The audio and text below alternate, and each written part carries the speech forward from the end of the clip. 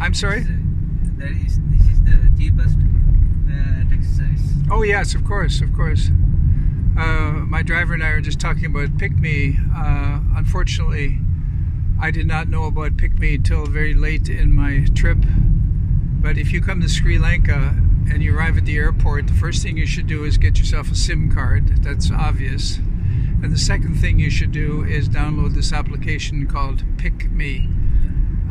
It is a great way to get around Sri Lanka. It's a lot cheaper than a car and driver. For instance, today it cost me about 22 Canadian dollars to get from Mirissa to Galle. Car and driver would have cost me about $90 a day. So that's the comparison. In fairness, that $90 a day would have included accommodations. You're viewing Travels with Lobo, a 3-week discovery tour of Sri Lanka. Thank you for joining me. Vlog number 33. Remember, a vlog is published every Friday. In this vlog, I finally get to use the ride-hailing app PickMe. In Fort Galle, I find an island of tranquility with an amazing colonial history. I encourage you to buy a villa. And this is paradise with no cars, great galleries, cafes, and spas. And I find the Dutch Reformed Church. Yeah, it's kind of different. I really liked it. Check it out. As you can see, in a 43-minute drive, I traveled from Mirissa Beach to Galle Fort. Galle, and particularly Galle Fort, is a magic place located in the southwest corner of Sri Lanka. You gotta go there. As you can see from the map, Galle, the city of Galle, is a relatively large place, but Galle Fort is just a small part of that. Put another way, Galle Fort is the sweet spot. It's the place where you want to hang out, perhaps live there for an extended period of time. It's wonderful. It occurred to me while I was doing this vlog that maybe Galle was Sri Lanka's second biggest city, but that's as you can see, it's number 9 with a population of 99,000. Colombo, 5 million. Number 2, Sri Jaya Wara Tenatapura Kate, over 2 million. Need I go on? I think not. The point has been made. My first view of the seacoast in Galle. Looks like a major freighter out there sitting on the Indian Ocean. Galle has a fort. It's all about that's all I know about it. And it seems like a nice city.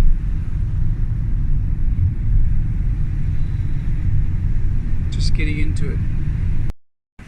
At the end of my 3-week trip, just when I thought that Sri Lanka would wear me down due to its hustle and bustle and traffic and just general difficulty in getting around, I find this oasis of tranquility here in Galle. I've got 3 more days here in this country, so I'm very happy I found Galle.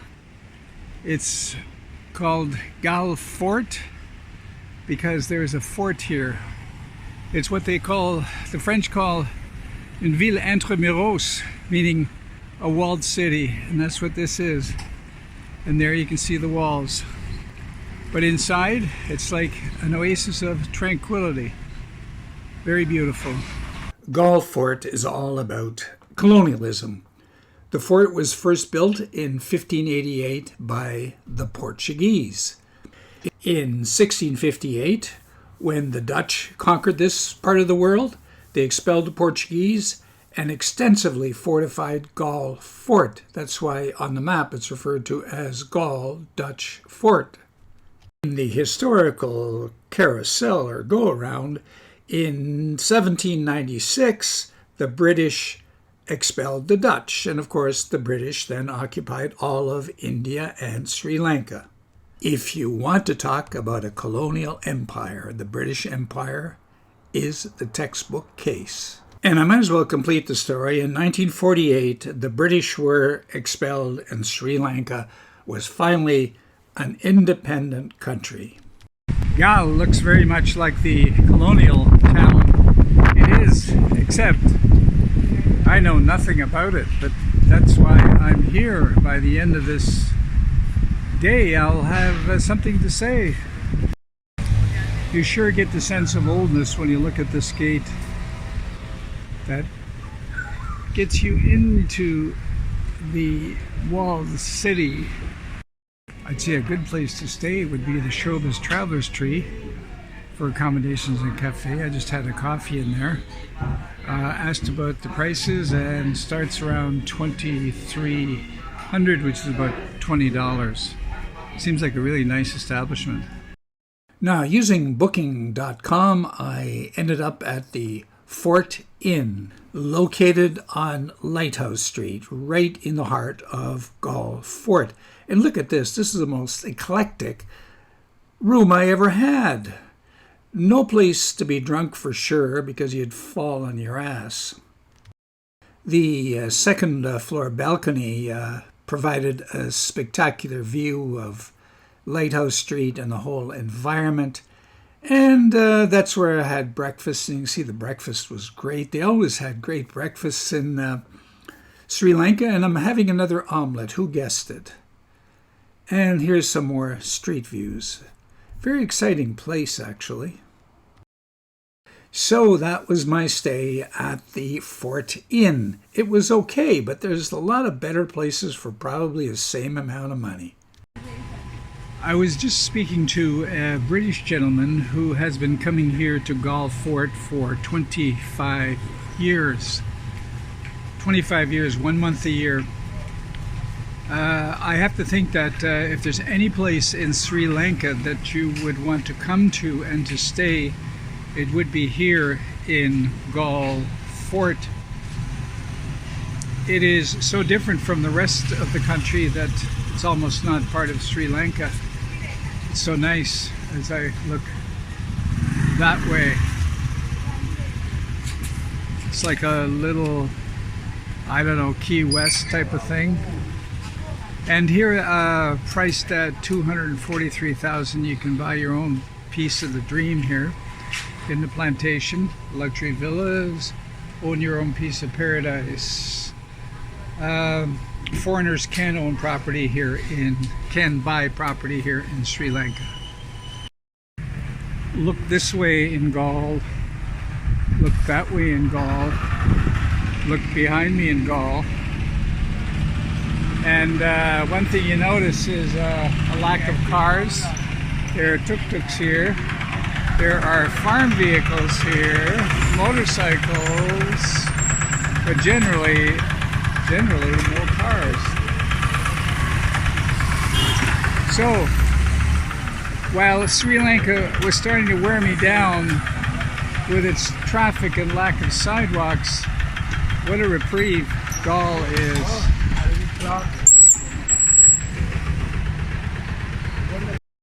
Near Galle are these famous fishermen that sit on poles. Maybe I'll have time to investigate that. Look at this place, Exotic Roots Gallery Cafe. Man alive.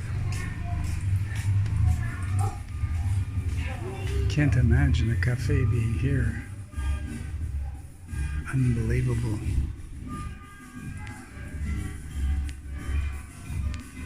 Oh, this is insane.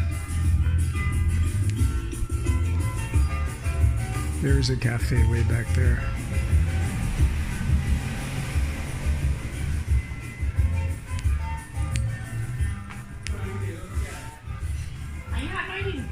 Wow. Hi.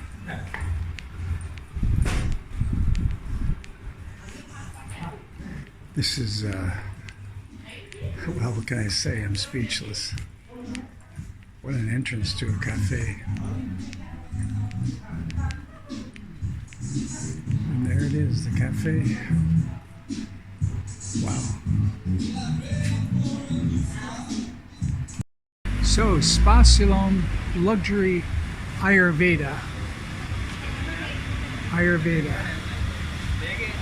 What a beautiful sight. Right there.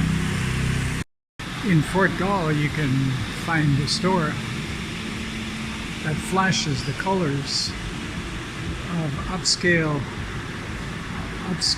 Sri Lanka. What is the name of this store? Yes. Spa Ceylon. Spa Ceylon. Okay, thank you.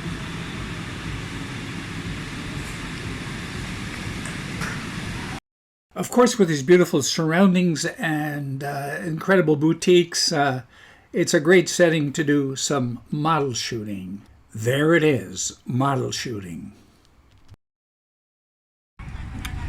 Across the street, the All Saints Church, Galle, Anglican Communion. I'm in this area because a German tourist gave me a tip about a Dutch church that's worthwhile visiting. That could be it over there.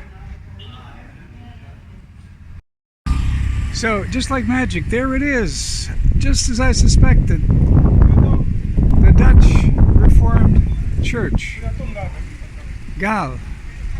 The Netherlanders have formed the Kerk Reformed Church in Dutch. I'm an expert in Dutch, not. Just by the entrance, some of the original Dutch Reformed members, clergy, buried right here.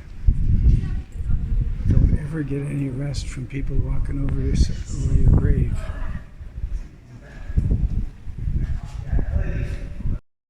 Being a Dutch Reformed church and Protestant, you have to be struck by the lack of ornateness and simplicity, which causes me to have the thought, after having seen all these magnificent Buddhist temples and everything, why am I here? But I don't know why I'm here. Just like the history, Dutch Reformed Church. Reminds me of Malacca in Malaysia. Malacca was a former Dutch colony. Lots of vestiges of the old Dutch Empire. I'll leave a link at the end of this vlog to my amazing visit to the city of Malacca in Malaysia. The Protestant Reformation took place in 1517 and was a split from the Catholic Church. The Dutch Reformed Church was established in 1571. Protestant, Reformed, and Calvinism are the key words. The church promoted the belief that Christians do not earn their salvation, but that it's a wholly unmerited gift from God, and that good works are the Christian response to that gift. That's part of Calvinism. That meant that their salvation or damnation was determined before they were born. Predetermined, I suppose. Do you believe in predetermination? Leave a comment. Let me know what your ideas are. And as always, thank you for viewing, and we'll see you next Friday as I explore Galle outside the walls. It turns out to be a very interesting city as well. So, see you next Friday.